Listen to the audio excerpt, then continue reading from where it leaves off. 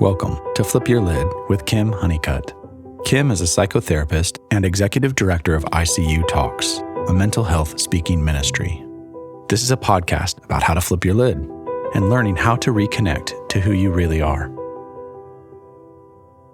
Well, hey, everybody, welcome to Flip Your Lid. Thank you for being here. Today is a little bit different. I don't even know if I can say that anymore because everything's different.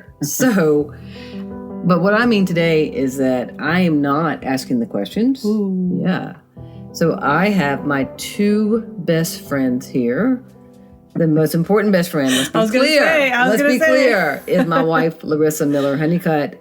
And I'll allow it. Thank you. The voice y'all just heard is my second best friend. He's my second favorite four, and he's my male best friend, if I can throw that out there. That is Thomas Floyd, psychotherapist, counselor, and just an all-around, just great, creative, silly good guy. Quite a gem. That was a great introduction. Thank you, Kim. Thanks. Off the cuff. All right, I'm gonna jump out of this seat, and I'm gonna let you do what you want to do with us. All right. Well, the first question to both of you: what's been flipping your lids recently? Ooh. Thomas, you go. Please go first. I think lots of things. I've been thinking about lots of different things. Obviously, first off, just with things going on, as therapists, Kim could probably tell you, like, when things happen at a national scale, like our people are affected by those things. So we have to talk about those things. But I think outside of that as well, I've been thinking a lot about stage theories and like developmental theories and, things like spiral dynamics, things like the 4 stages of church, which is the Brian McLaren thing. And just different, even James Fowler and different stages of faith, all of those kinds of things have been really interesting to me because, a lot of our people that we're helping navigate life are thinking about, what do I do with faith? What do I do with what I believe when the way I was raised doesn't seem to fit what I know to be true in my life? So that was a very long answer, but essentially just thinking about like stage theory and different developmental theories. That's good. Yeah, I'm so with you with that. I posted about this recently, the pain of watching almost all of my patients coming in and needing to talk about how triggered they are since Roe v. Wade was overturned. And it's not because they had an abortion or in position to have one. It's not that. It's feeling raped by the system, and they go back into their own sexual trauma or their own domestic violence because it feels like domestic violence to a lot of people. And when you've had somebody in your life, a person of authority, and I think authority has a lot to do with what you're talking about stages of development and faith. People don't realize how much your understanding of authority comes in to your stages of faith and stages of development. But when someone of authority, when you're young and impressionable, or at any time, particularly when you're young, takes over your body and decides what your body's allowed to feel and experience, and then you have a system, no matter what your view is on it, whether you're pro-life, pro-birth, pro-choice, whatever it is, a system that does that, and you don't know how to find choice, where to put your feet, how to land in that. It's been very painful to sit with people with that, and an honor to sit with them. But and on top of that, I've asked so many people, like, would you find a church this Sunday?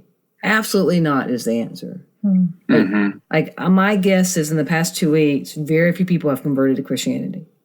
Right? Because it's really more attraction than promotion. And what's been happening is that we've been promoting this idea, this level of superiority, and that is not attractive. And how do you think spiritual trauma plays into the stages, the 4 stages of church?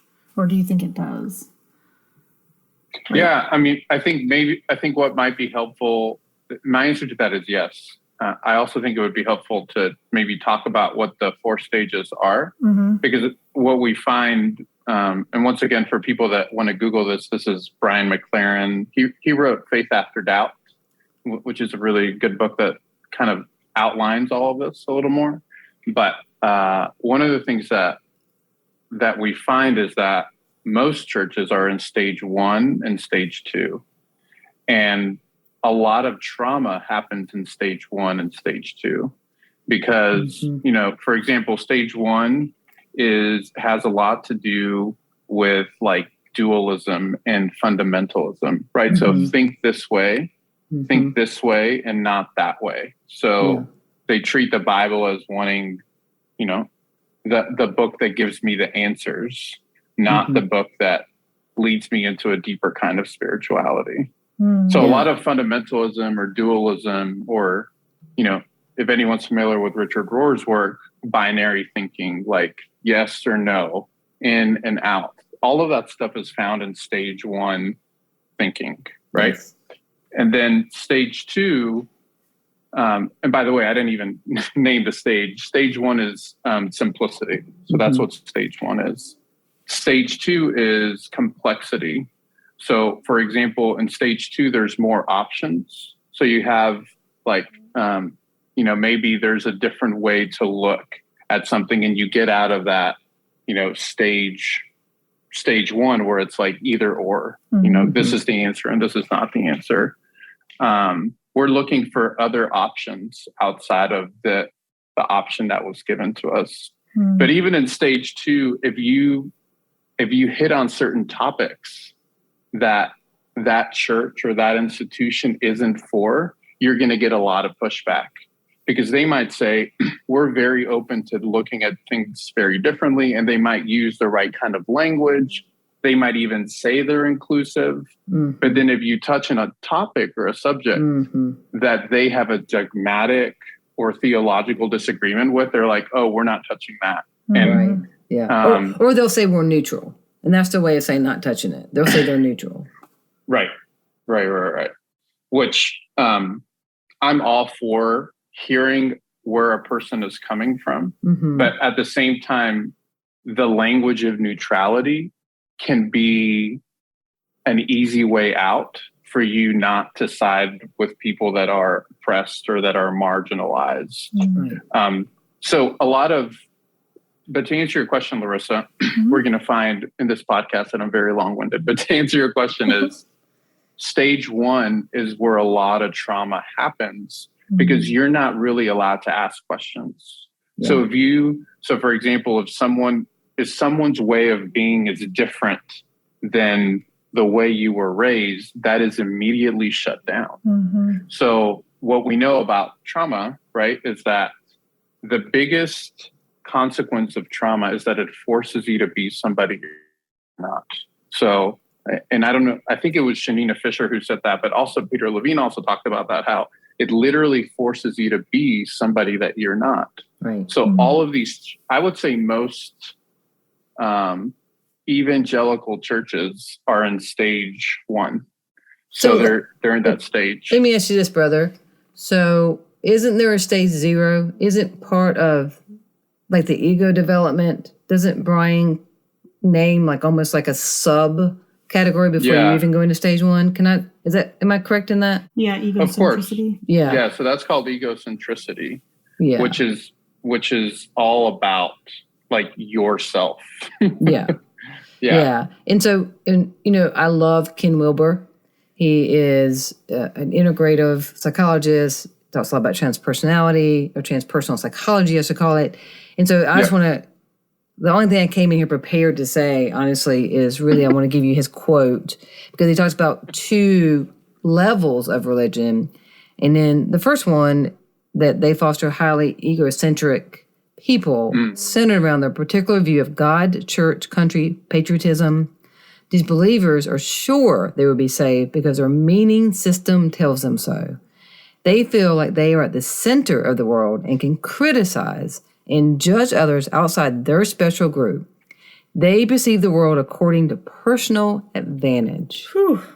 That is such an amazing quote. And so he keeps it simple, that there's 2 steps, 2 levels. Level 1 is ego. It means that you stay within the confines of what you already know and what you've always known.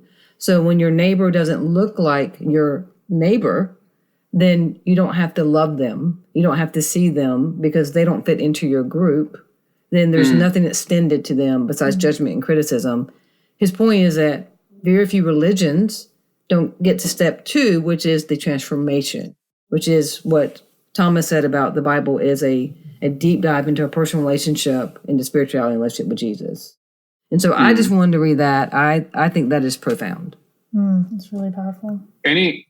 I've been saying for a little bit now that any kind of and this is, I just want to be clear. I come from the Christian tradition, so a lot of my critiques are the people I know and the things that I grew up with. But this can be found in any kind of religious experience or religious institution. It can be found there. I mean, there are toxic expressions of the Muslim faith and the Hindu faith and even atheistic thought. That's why for me, it's so important to be, like you said, Kim, to be aware of the role of the ego. Right. If we're not aware about how the ego will lead the way, we will tell people that God looks like this when in reality it's our ego that wants God to look that way. Yeah, that is and I so think good. That's a very, very important distinction, to be able to say my experiences and my upbringing lead me to think that maybe God is this way, but in reality, he might not be. Right. Because what we find as we do the work is that maybe we do want God to be more paternal because we grew up in a very paternal family. Maybe we do want God to be more controlling because we grew up in a controlling family. So like you and I have talked about before, Kim, unlearning all of our coping mechanisms and survival strategies, if you can't unlearn, you will end up hurting not only yourself, but the people around you. Yeah, absolutely. So good. Yeah. So for Brian McLaren's stages, he has 4 stages, right? So we talked about simplicity. The second one is complexity. Yep. And just to summarize, the simplicity is you're either for us or against us. So it's all or nothing thinking. And then for complexity is there's more than one way to do things. So which sounds crazy sometimes, but if you're in fundamentalist Christianity, it can be so relieving to say, oh, there's multiple ways to view hell, or there's different ways Christians have thought about sin, or there's different ways Christians have thought about sexuality, and the role of sexuality. So that's complexity. And then perplexity is everyone has an opinion. So everyone has an opinion. And so in perplexity, there's a lot of cynicism and people that are skeptical about religion and spirituality and just in life in general.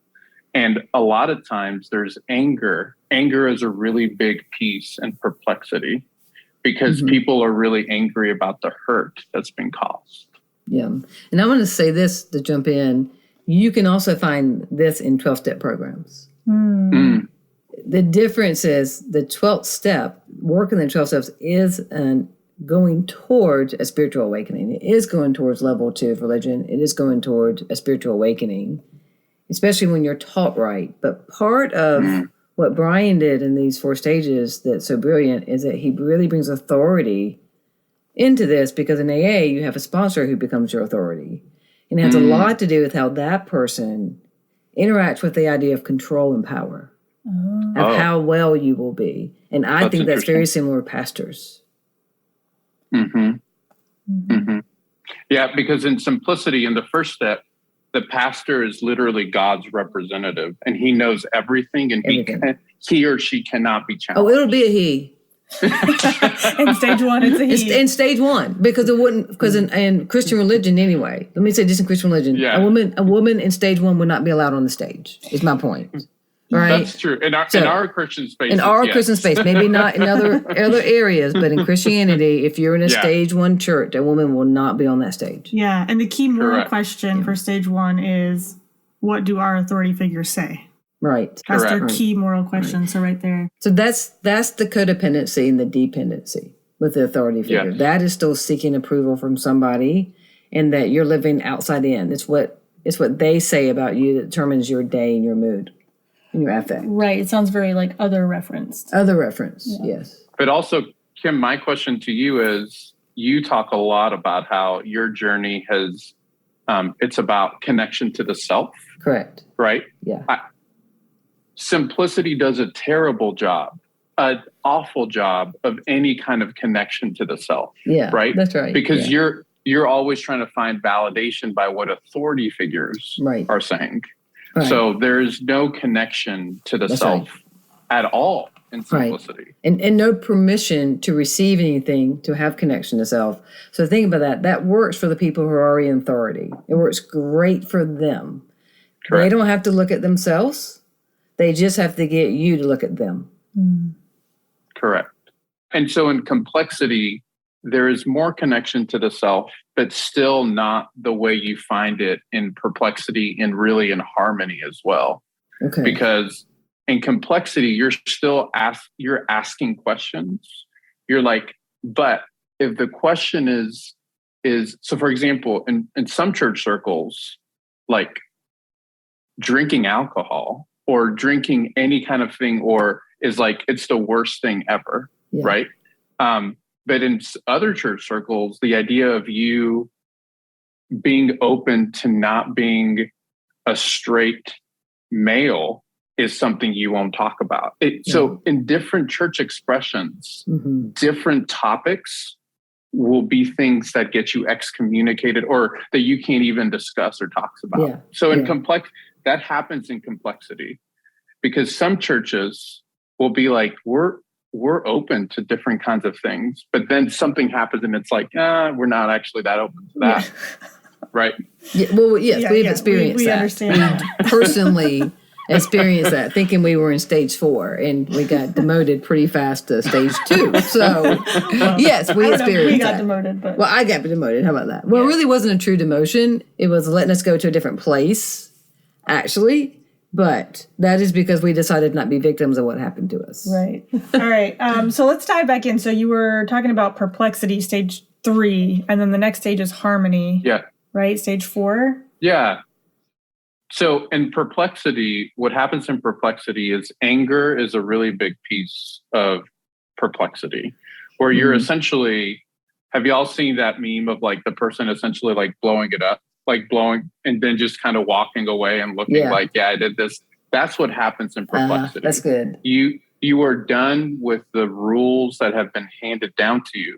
The problem with perplexity at times, in my opinion, is that your ego can still be running the show in perplexity because you're so angry about burning it all down that you can end up kind of hurting people in the process. So what happens in harmony is you are very open. You know that there are different ways of doing things, but now there's like a kindness and a compassion, but also a firmness about this is the way to do things. So Richard Rohr talks about like the third way, where he essentially says you can hold two truths, but still have an opinion about, I hear what you're saying, but this is still what I believe because of my experience and because of what I've learned. Mm-hmm. So harmony is more of the anger, and I would say even sometimes the grief and hatred that comes with being so hurt is no longer there. So spiritual trauma begins in simplicity, and then in complexity you start asking more questions. But I think in between complexity and perplexity is a lot over spiritual trauma. You start grieving all of the trauma that happened in simplicity and complexity as well. That's good. Now here's a question. He calls these the 4 stages of churches. So I'm kind of hearing this, that it happens on an individual level, but does it also happen on a broader church level? Like, do we see churches that are in stage 1 and churches that are in stage 4? Does that mean that people that are attending 4 are in harmony? I think it's a great question. I think yes, to answer your question. And I think it goes into looking at a church's attachment style. I think it's very correlated with, is it a secure connection? Because when we are securely connected to self, which means the God within, and that's who's leading the church, right? So if I have a preoccupied attachment and I'm running a ministry, I'm running a group, then they can't go beyond that. I can't teach them beyond preoccupied, right? Like I have to be securely connected to myself to teach them. So churches are the same. So, we subconsciously gravitate to jobs, churches, marriages. It has a lot to do with what's unresolved, what's still wounded, what we know, and what we're actually trying to heal from, but we always don't have an awareness, a consciousness that that's what we're doing. And I think that's such part of the process of going from unconscious to conscious to higher consciousness, needing awareness in all of that.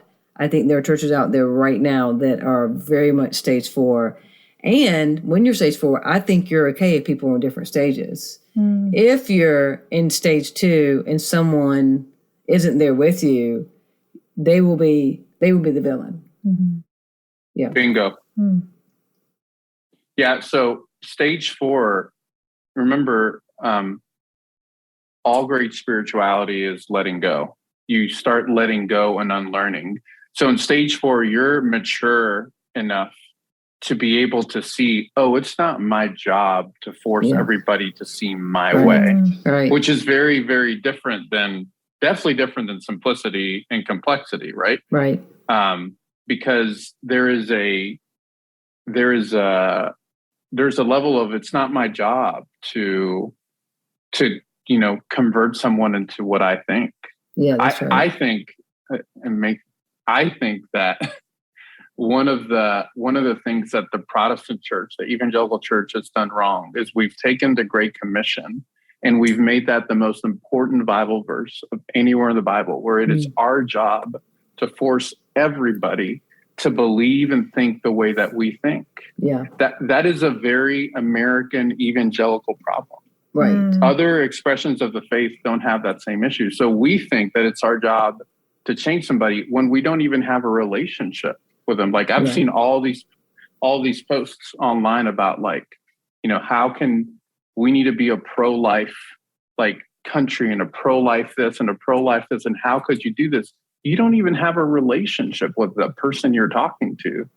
And you think that they are going to adopt what your ideology is without even relating with that person. So a lot of those posts or those kinds of people are in that complexity, perplexity, or even simplicity stage where, you have to have nuance and an openness to think, hey, maybe what I was taught about abortion is wrong. Maybe what I was taught about different things, there's more than one way to see it. Yeah. And I think that goes into just understanding that there are complex and traumatic reasons why people won't look beyond what they already know. But we can look and see if you think and do something at age 30 the same way you did at age 5, we probably would see that as regressed. But when it comes to relationship with God or your understanding of the Bible, in a relationship, you're not allowed to change where you are. I think there's incredible contradiction about the idea that we're called to be a new creation, and that we're called to be to a different level, a different stage, to keep progressing. Because really what if you're in an unhealthy, toxic system, the emphasis is actually put on the individual staying where they are so they look like everybody at the table. That is not a new creation. That is not a new story. That is toxicity. Yes. Yeah. Yeah. And I think a lot of this has to do with an inability to be able to look at the past as something that can actually be helpful in who you are as a person. Like when I've heard new creation verses, it's always about, don't focus too much on the negative. There's something greater for you. There's something more for you. Right. Well, that's all fine and dandy. As a 4, I could actually use some of that in my own life sometimes. I get that but we also dismiss people that have experienced spiritual trauma, that have experienced things in the past. And that past is dictating their fight and flight responses. Yeah. That is very, very traumatic when we say things like, just keep going. go on to bigger and better things. Yeah, that's so true, because productivity is a trauma response. Trying to fix things is actually a trauma response, and it keeps you in a part of your brain that there's no connection. So you're actually trying to fix people, but you can't connect to them. It's just, I need you to look a certain way, act a certain way, so that I can be comfortable. But that comfort is what you've always known. Right. And so there's no room for other people. And I think we become a new creation. There's room for you and room for others. Yes. Yeah, we make room for new things and different things. Yeah. So how do we get from the simplicity level to stage 4? Like, what does that path and that journey look like? A lot of pain and crisis and suffering. That's true. Awesome. Right. Yay, sign me up.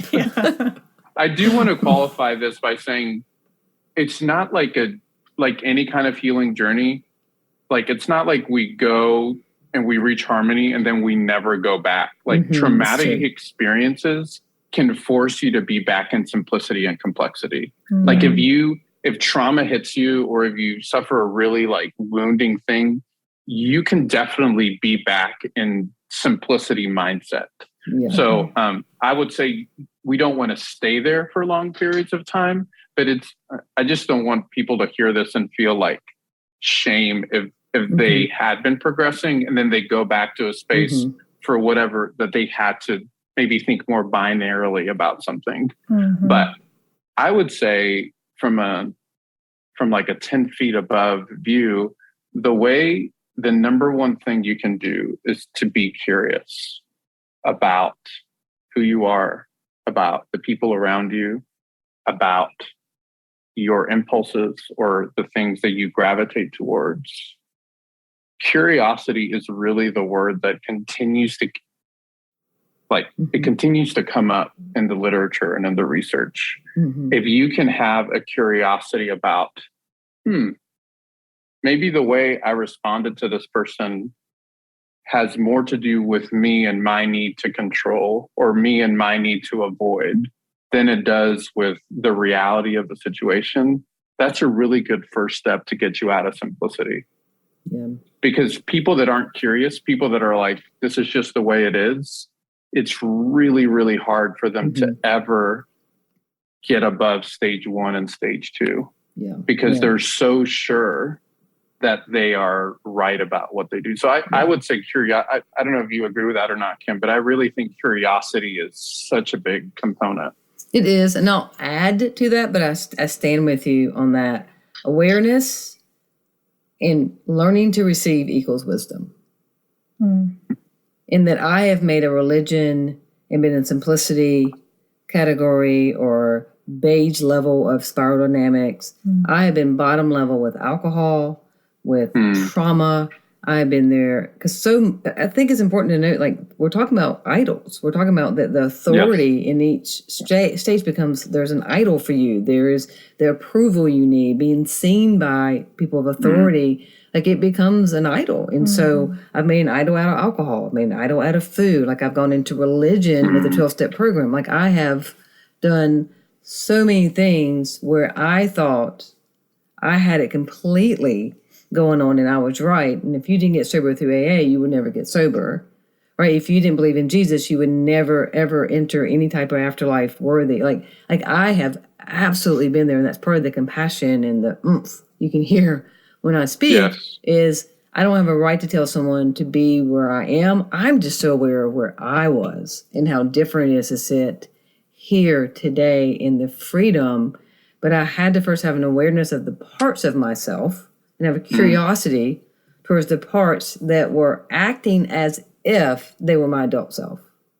Yes. I had to really acknowledge that those were very much the adapting and adjusting to life parts that you can live in and think it's your adult self, because my adult self is wise and that is my essence. And so being able to receive new information, being able to receive things about myself that are uncomfortable really has led to wisdom, which is what I think the Bible is. I think it's a book of wisdom.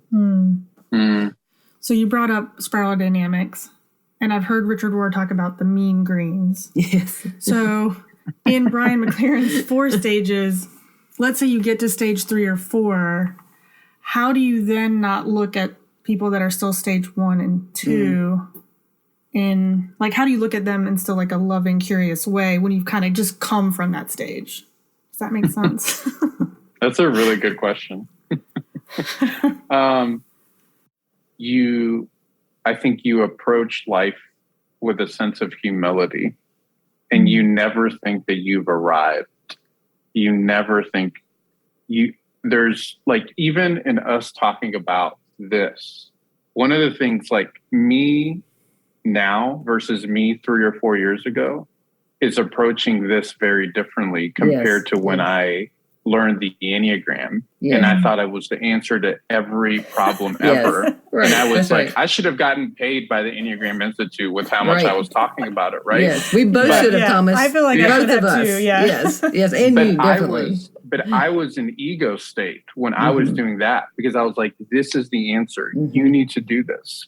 I wasn't holding it loosely. So I was actually, even though I was learning something new, which was complexity, I was in many ways really in simplicity, because I was like, and then when people were like, well, it's not really my thing, something within me was like, well, it needs to be your thing. Like, what are you talking about? It's not your thing. I relate. Well, that's ego. That's my need to be right. I would say that even as we study this and spiral dynamics, to hold it loosely and to be humble is a really good way of not like judging people that just are on a different journey, because we don't know what people are going through. We don't, 3, 4, 5 years ago, when I really got into the Enneagram, I wasn't taking into consideration that Enneagram chat might be triggering for them because of whatever their experiences were. Sure.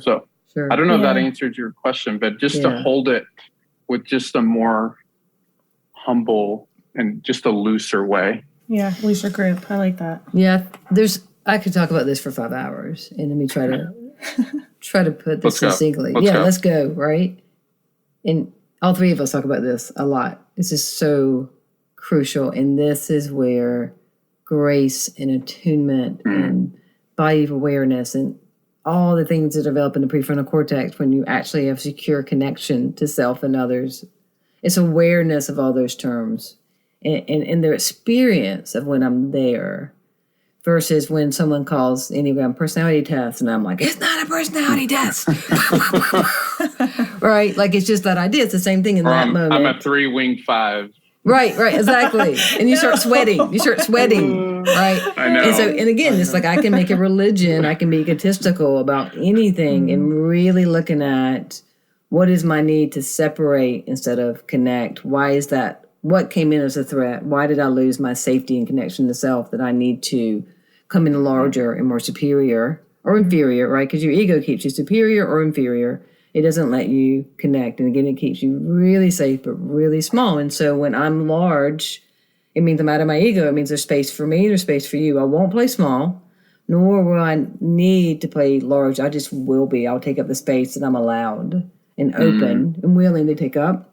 And again, I think it goes into like the spectrum of the attachment styles and then connection, secure connection. That like I can go up and down the spectrum within an hour, right? I can go from unresolved attachment to secure connection, especially if I understand my process and I have awareness and I'm receiving, I'm going towards wisdom, right? With that wise self within. So I think a lot of it's really understanding, am I in a place of safe connection? Is there attunement versus I need you to see and hear me because I'm not seeing and hearing me. Right? So when I think about my need, and I'm not going to sacrifice me for you, nor do I, in my relationship with you, you're expecting me to just be there for you, or I'm expecting you to just be there for me. So in simplicity, it goes back to, I'm okay, I'm going to trust you're okay. Getting out of the idea of, I'm not okay, but as long as you're okay. Or, I'm okay, I don't care if you're okay. And that is what I see on social media. People constantly really comfortable with the idea, as long as they're okay, they don't care about you. I don't have to engage in that when I'm at a higher level. I think people in recovery get this in a way that others who haven't done recovery work don't, because they are so broken and desperate for something that they literally have let go because they have no other option. It's either let go or die sometimes. Right. Yeah. And so I think this is why Rohr says that. And I know that I've heard horror stories about AA too. So I'm not saying, I'm not putting it up on this pedestal that they're perfect.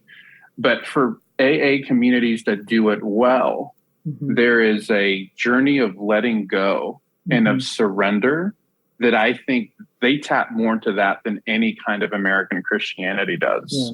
Because there's a desperation for, I don't know, something else, because clearly everything I've been doing isn't actually working. And I don't know if, Kim, you can speak to that or not, but like, I really do believe that people who have done recovery work touch on the heart of God, or on a deeper spirituality than most people. Yeah, I think that's well said. And I've experienced both ends of that, being a very healthy group within a 12-step program, and then being in moments of unhealthy where it was the same thing. I didn't speak and look and act the way they wanted me to, and therefore some authority would come towards me, even though we're not supposed to have authority in AA. Somebody that had some authority over me, a sponsor, somebody would come to me and speak to me because I was no longer fitting their mold, which is still level 1 simplicity. And so, but to be able to know that I'm not willing to walk away from me for you. And here's the other piece of that. And this is something that's beautiful about AA, because you hear so many complex, different stories and backgrounds. Because like, I'm sitting there as somebody who's a probation officer, who grew up with money, had incredible privilege. I'm sitting beside somebody who's been on probation.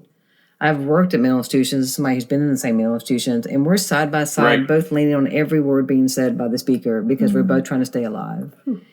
And so if you are unable, or let me try to put this nicely, hang on. If you are able, because you've done the work, or it's natural for you, whatever it is, you are able to not have experienced something instead of empathy and compassion for that, I thank you. This world needs you. This country needs you. When you question someone's pain, when you question their experience of racism, their experiences of homophobia, when you don't believe what someone's saying, that is a different level. And for me, not needing someone to believe what I'm saying would be a beautiful level. I'm not always there. Right? Yeah. But if we all could just believe each other and hear each other and say, wow, it must be horrible to stand here in fear right now because you're a black man. When I can just walk into TJ Maxx and I have no regard to the issue, but I can believe when my friend Daryl tells me it's hard for him. And what it's like for him when someone doesn't believe his experience. It's just a secondary trauma. And none of us need more trauma about being different. Right. That's good. I like what Brian McLaren was saying. He noted that we should explore Jesus as a teacher, that Jesus models working with people in each stage and always brings them farther along on their journey. So my question is, how do you think that we can do that? Is it our role to do that in today's time and culture? Go ahead, Kim.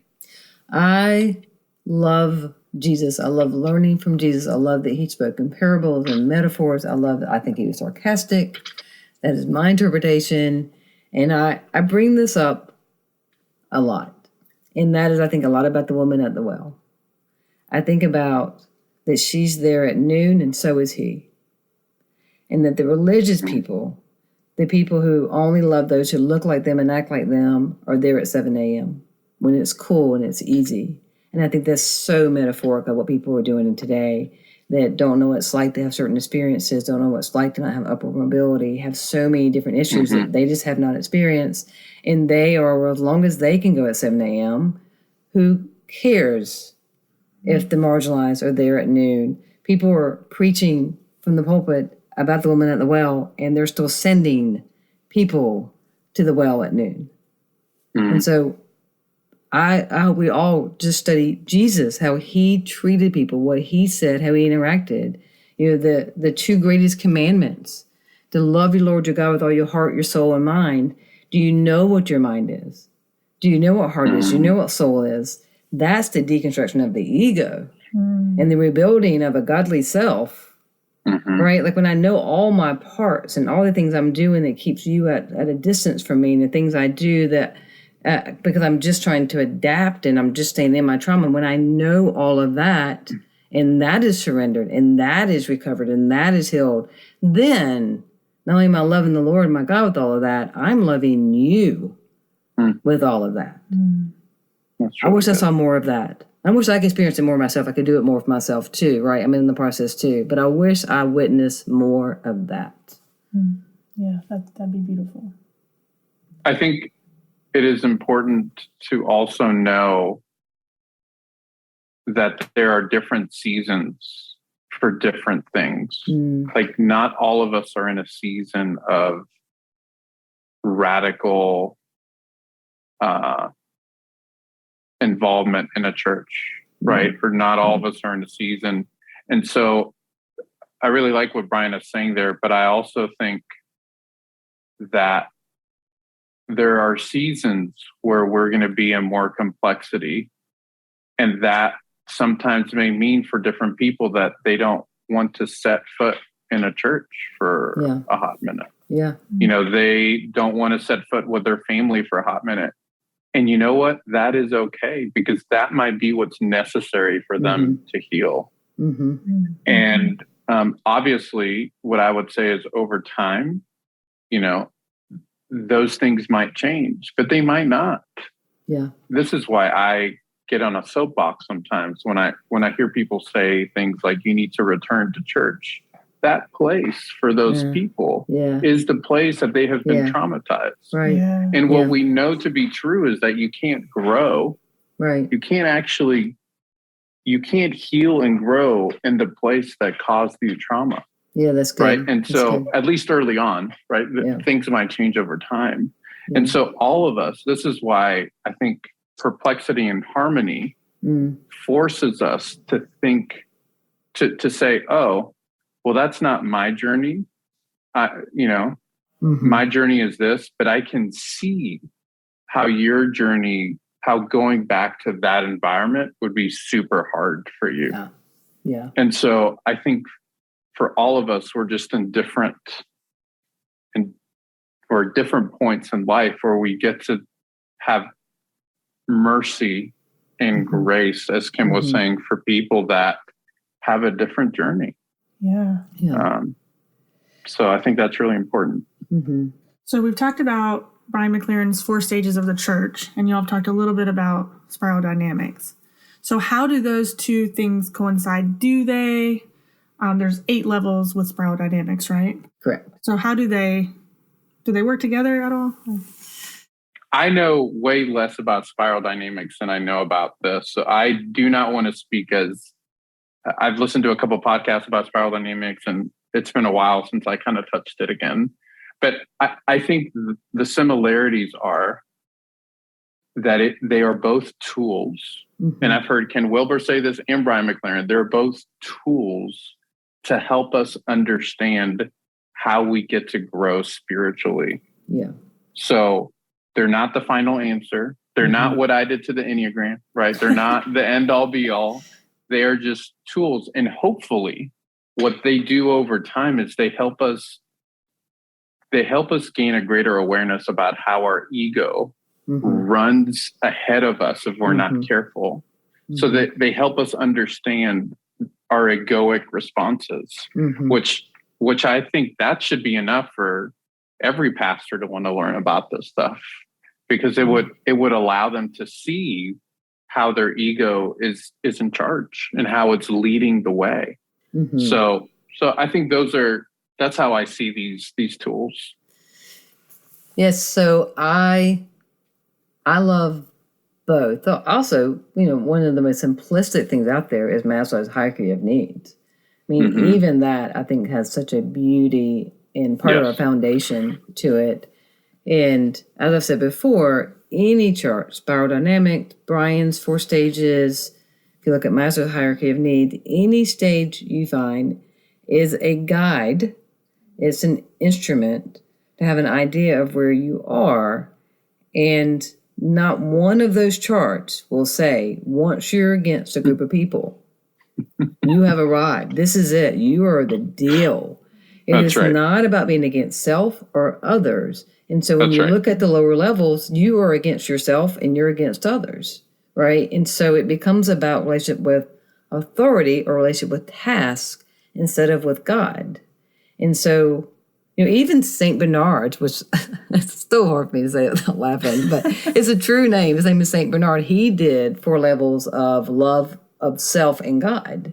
And it was written there a long time ago. It's very similar to this. And I find all of it profound because part of what he says, St. Bernard, is that you will not learn to love God by bypassing self.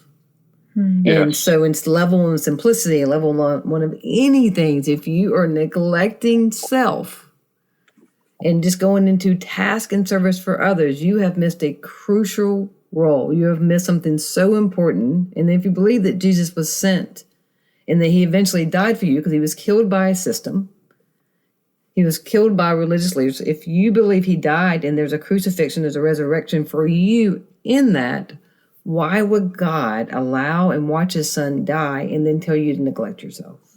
Mm-hmm. Like, you're an important, vital piece of what's going on. And those who are in positions of authority now, who don't want you to look at yourself, it is for their self-gain. If you gain yourself. Preach that. You gain yourself. You know who you are. You will burst from that level and you'll end up somewhere where you actually get to grow and have a voice and have choice. And that is what we have to save if we're going to get out of the perplexity of the system that we're in right now, where we are not allowed to show up as self, whether it's in family, corporations, systems, and churches, but particularly in the church. If you can't show up at yourself where you go to church, that is not your church. That's right. I also think this has to do, like Kim said, with attachment theory. Mm-hmm. A lot of the theology that's taught in churches is a shame-filled attachment. Yep, that's right. Which makes you feel bad about yourself and who you are.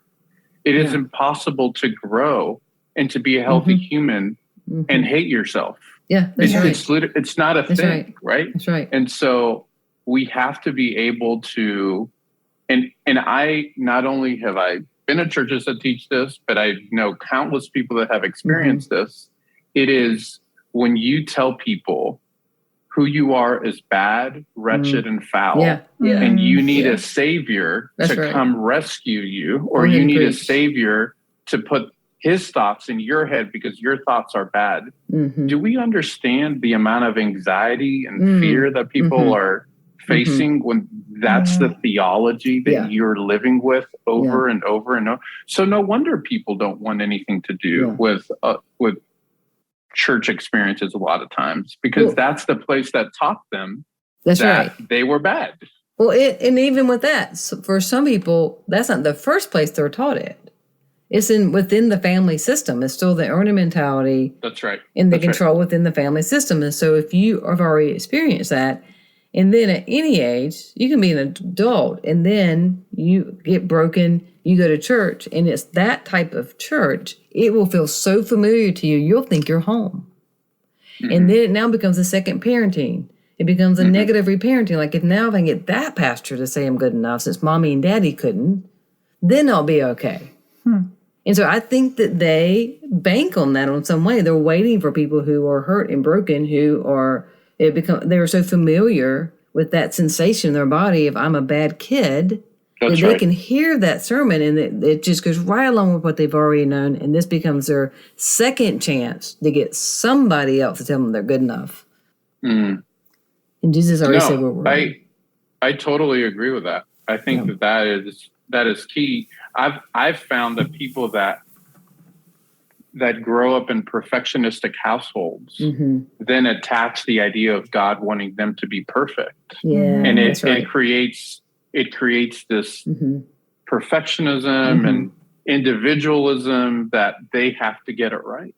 Yeah. And to me, one of my favorite theologians, his name is Walter Brueggemann, and he said this one time, and it changed the way I see things. He said, if if American Christians want to grow spiritually, look at what your Christian brothers and sisters in Christ around the world, what topics and issues are they passionate about? And you will find that the topics and issues that Christians in America are super passionate about are not always the topics that they're interested in. And he was engaging in complexity and perplexity there. He was trying to get people to look outside of what they were taught. And he said, when you do that, you'll realize that a lot of things that were called Christian in America are just American things that we clouded under the title of Christianity. And so when I heard, when I started deconstructing and I heard Walter say this, I guess like 4 or 5 years ago, it completely changed the way I saw things. Because it was like, there are whole groups of people that are trying to emulate who Jesus is and what he looks like.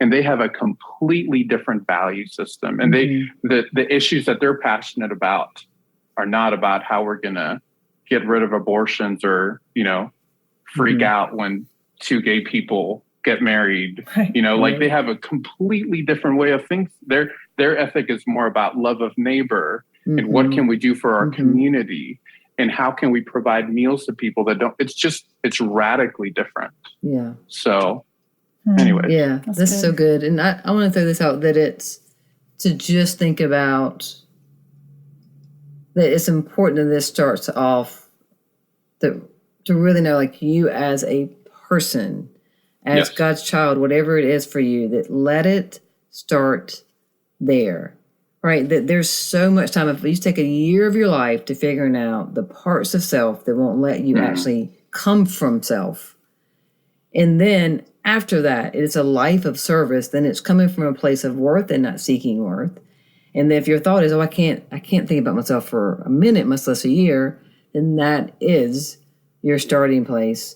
The difference between us three and a clinically narcissistic person is empathy. And so I have to look at that, because if I struggle to be empathetic towards myself, if I struggle to give myself compassion, then in that moment, I'm in a narcissistic trait. I'm in a narcissistic way.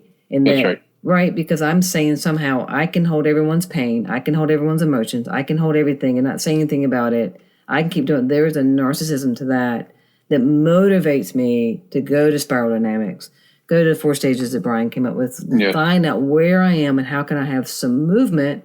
Repair means we move forward differently. How do I start repairing the ruptures, no matter how old or how fresh they are? How do I start repairing so that I can get to where I'm meant to be, not where I was told I deserve to be. That's good. And there's a difference, because I can already hear some critics in the background. There's a difference between selfishness and connection to self. Yes. I am not saying that being selfish is a great thing. There is a difference between connecting to self and people that are wildly selfish. So I don't think what Kim and I are saying, we're not promoting selfishness. As a 4, I'll be honest, I can be, when I'm not at my best self, I can actually be pretty self-involved as a 4. And what helps me get out of that is to get into 2 space, which is to try to, in those moments when I'm researching and whatever, like journaling or thinking about my life, if I can go to, what do the other people in my life need? That gets me out of that self-involved space. So I just think it's important to remember that there's a difference between connection to self and selfishness. Because I think a lot of times the fear with really conservative Christians is, well, doesn't that lead to selfishness? Aren't you going to create a bunch of people that are all about themselves? And my answer to that is no. My answer to that is there needs to be a balance between you having worth for yourself and also going out and helping others. So I just think it's important to have that distinction. And I think part of what we're saying is level 1, simplicity, is selfishness of all parties involved. Right. Because you're serving the pastors and the leaders of the church. That's right.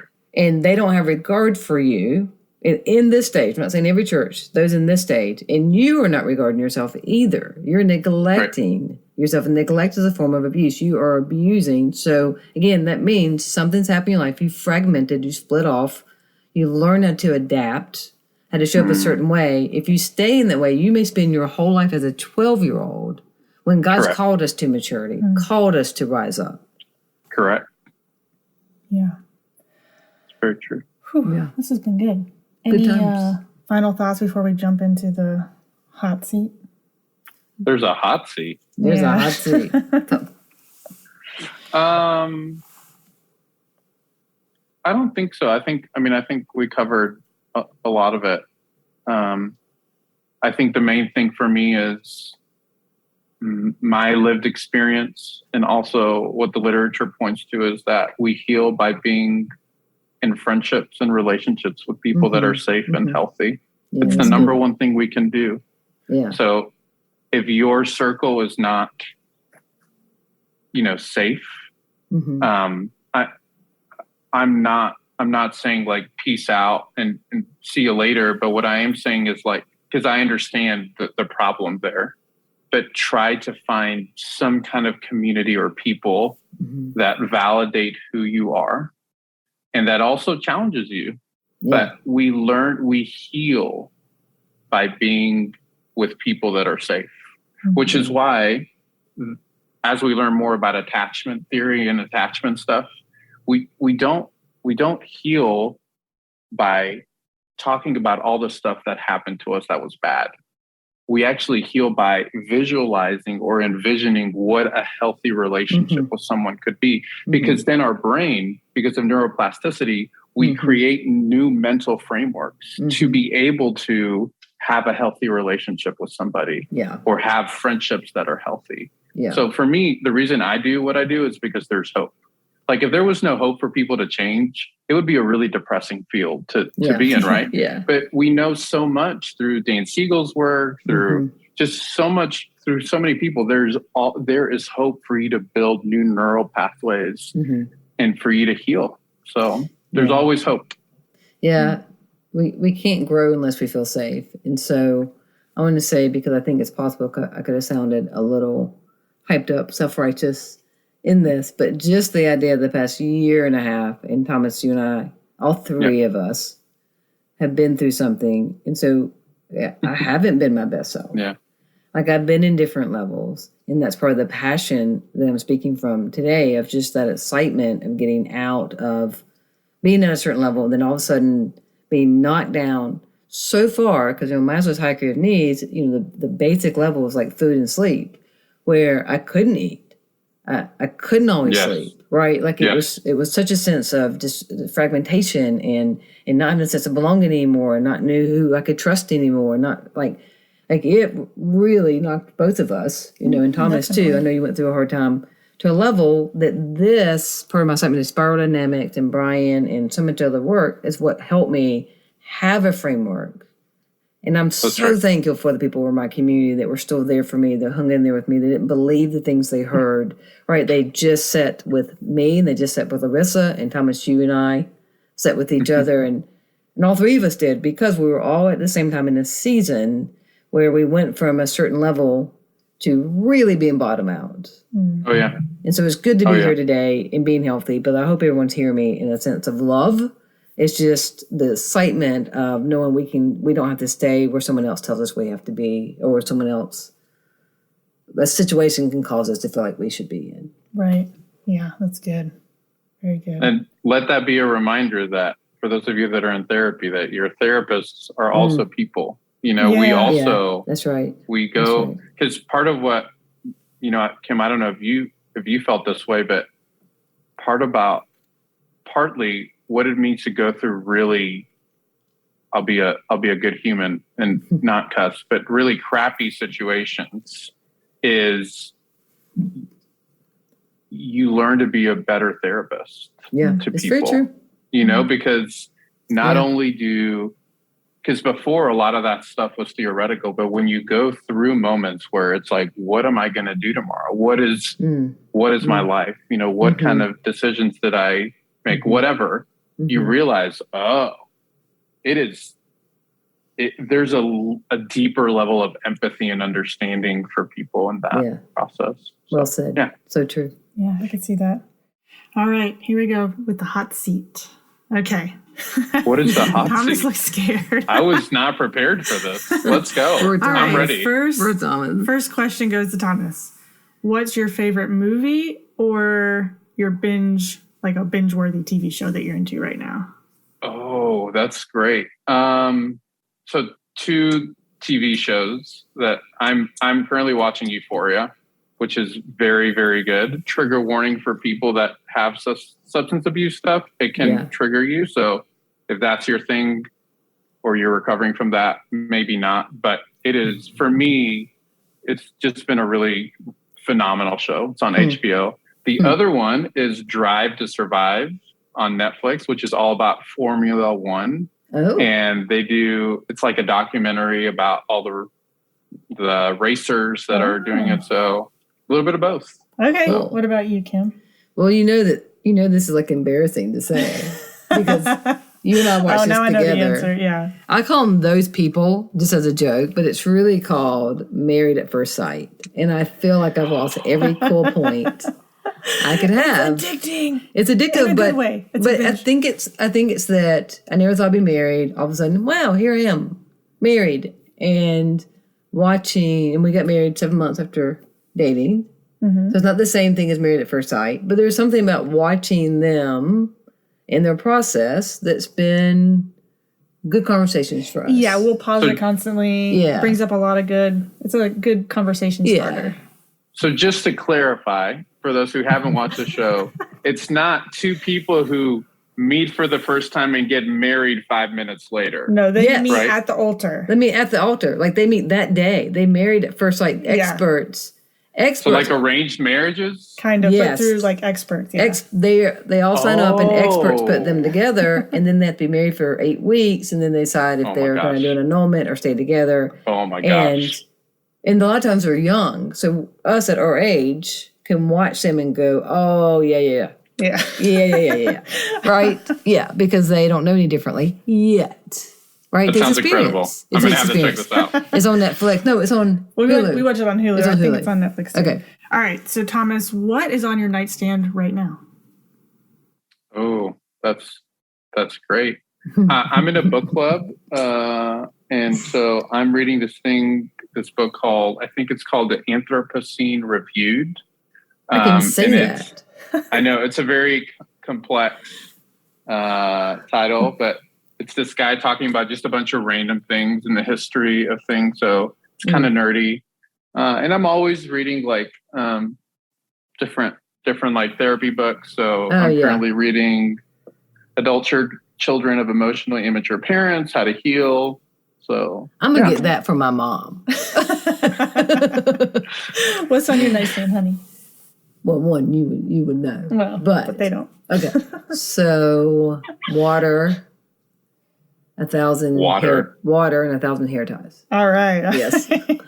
All right. Now I know your answer to this, but Thomas, do you have any pets? Do you have any dogs? Or? Yes. Tell me about them. Her name is Aurora, and she is a Yorkie poodle mix. Oh, Yorkies are the best. Yes. She's very, very cute. I love her. Cute. And what about you? We have 2 Yorkies, Bella and Minga. They both love you and care about you, and I'm like secondary at best. All right. They were very cautious of me when I went over there, but then they kind of warmed up a little bit. We talked to them about you, so that's why they're ready for you next time. All right, Thomas, if you could change your name, what would you change it to? Oh my gosh.